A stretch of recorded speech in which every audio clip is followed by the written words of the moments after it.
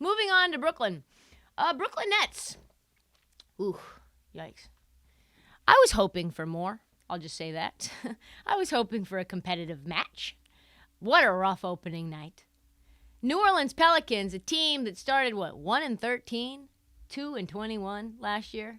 They went into Barclays, and they went to Pound Town. They just put the beat down on KD, Kyrie, and the rest of them boys. 130-108. Let me say that again. The New Orleans Pelicans that scraped their way into the play-in. To be fair, the Brooklyn Nets did too. 130-108. This beatdown included being out-rebounded 61-39. Outscored 36-4 in second chance points. Yeah, that'll get your ass beat. Yeah.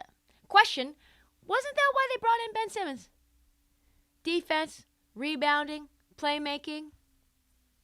Turns out, not exactly going as smooth sailing as possible. It's almost like he hasn't played any basketball in a while. Steve Nash finally decided to tell us the truth in a random press conference, because Lord knows we need a little truth from Steve Nash here and there. He said Ben was rusty. No shit, Steve. He hasn't played a game since July 2021. Yes. It is currently, checks notes, October 21st, 2022. Ben's line, 4 points, 5 rebounds, 5 assists. This is like half of what Draymond Green averages in his career, but also what Draymond Green averaged in his first game back too. So that's something interesting to think about. He was negative 26 for the game in a game that they lost by 22. So he was actually worse than everyone else.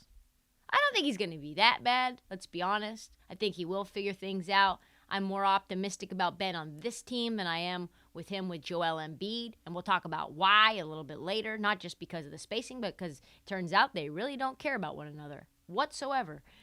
But the loss against the Pelicans probably had more to do with the fact that the shooters are nowhere to be seen. Seth Curry, out. Joe Harris, out. Both coming back from injuries. Ben's going to have to figure his shit out, though, if they want to go anywhere. There's a little bit more Ben tea, though, a little bit more Ben news. So I'll add that into here. First and foremost, he told, I think, Nick Friedel. I'm not good at remembering which reporters people talk to, but I think it was Nick Friedel. He said he cannot wait to play a game in Philly. I don't believe that whatsoever. Didn't he skip out on just being on the sidelines for the game when he went back to Philly? You would know, Nick. You're from Philly-ish. No?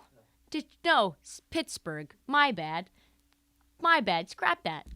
In a sit-down interview with Ben Friedel, Ben also was asked whether he thought his relationship with Embiid would ever be good again.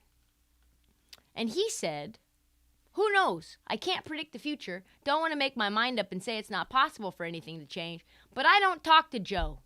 We never really spoke. I don't think there was really a relationship there. Like in terms of a friendship, you can try as hard as you want to be close to somebody, be their friend, but everybody are different as people. So for me, it's never personal. I don't have any anger or hate towards him. He is who he is. I am who I am. We've got our personal lives, and work is basketball. So in that moment, my goal was to win, and I've got to win with Joe. He's a great player. We just didn't get it done. Pause. What? We never really spoke? I don't talk to Joe? To me, it's very normal for you to not be best friends with your coworkers. Yeah, maybe they don't come over for a 2K night or Call of Duty, maximum point, whatever they call it. Kyler Murray's always staying up to do. But, okay, maybe you don't grab beers after practice. Fine. Maybe you don't speak with each other when you change jobs and you go to a new organization. Totally fine. But to be cornerstones of a franchise where you may be there for the rest of your careers if the ownership group gets what they want and you not to be on speaking terms?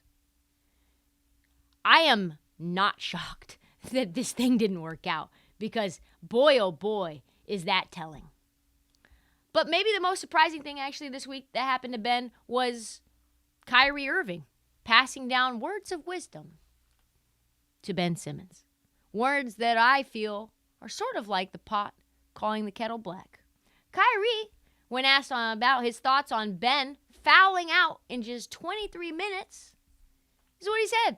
As we told him in the locker room, he's a valuable piece for us, and we need him out there. And fouling out is not an option.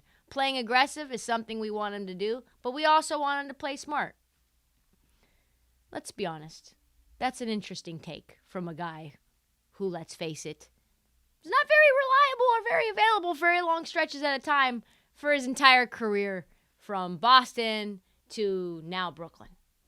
Someone also just recently said that the Nets have a must-win game tonight in Game 2 against the Toronto Raptors. That, folks, tells you Brooklyn's off to a hot start. Oh, boy.